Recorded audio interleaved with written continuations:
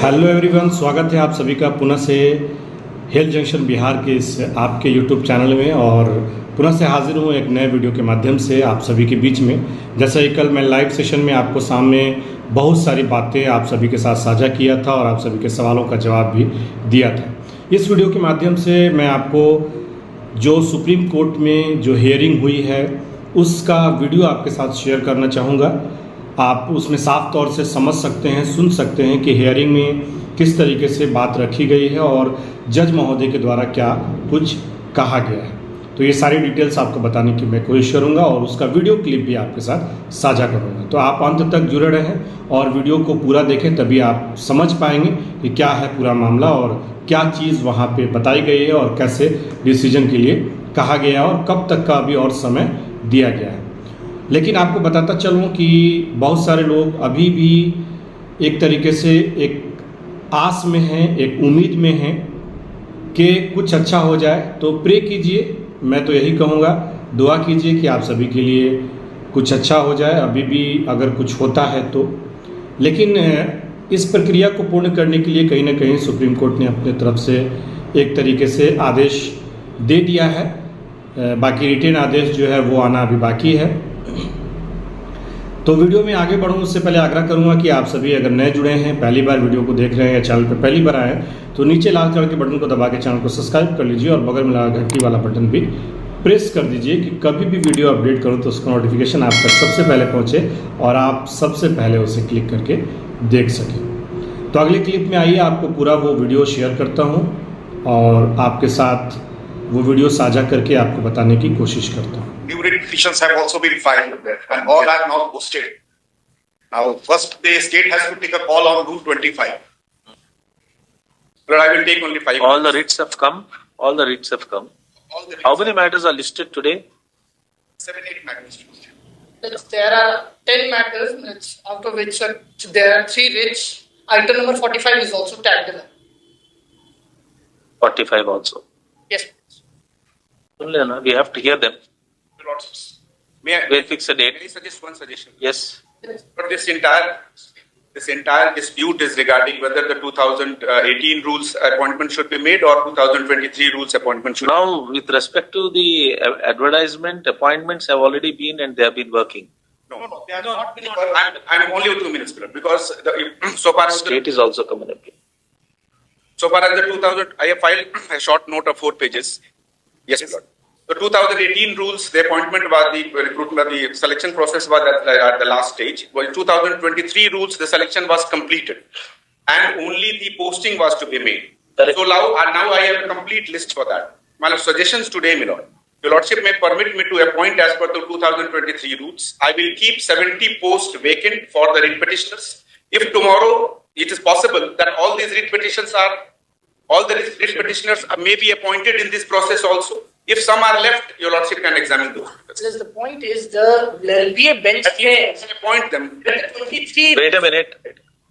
Because 10,000 posts. Why are you saying only 70 posts? Petitioners were there before. 70 repetitions. So I will keep 100 posts vacant. If tomorrow, suppose 50 of the persons are exhausted in this list selection process, then the 50 will remain. Your Lordship can take a call for this. 70 are there. It will cover all of you. If suppose 50% or 75% are appointed in this list, so it will be a small number of 30 or 40 people. Your Lordship can apply.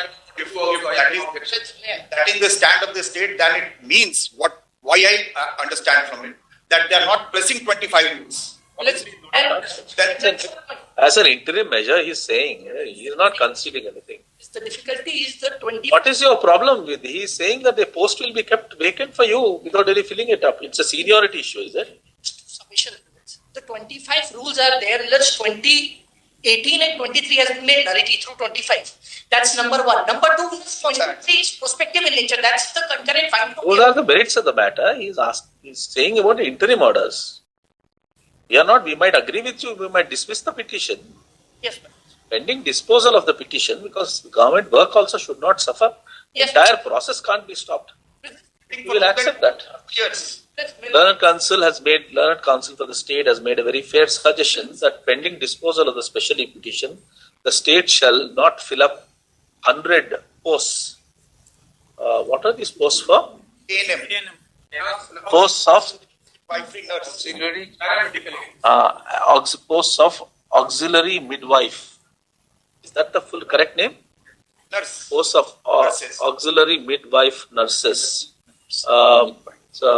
Accepting his suggestion, we permit the state to go ahead with the recruitment process, appointments while keeping 100 posts, while keeping 100 posts unfilled for further direction. Says on the 2023. Correct. 2023 rules.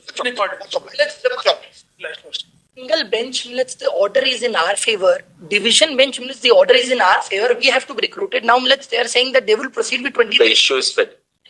We will decide this. We may also be considered with that. That's my humble submission. Nothing is post can't be done. Post immediately. Yeah, if they are there, you consider. There is no prohibition in not considering him. Immediately list the matter for final hearing. List the matter for final hearing in the month of August में लगा देना. Your lordships have indicated 23 rules. Yes, 2023. Next.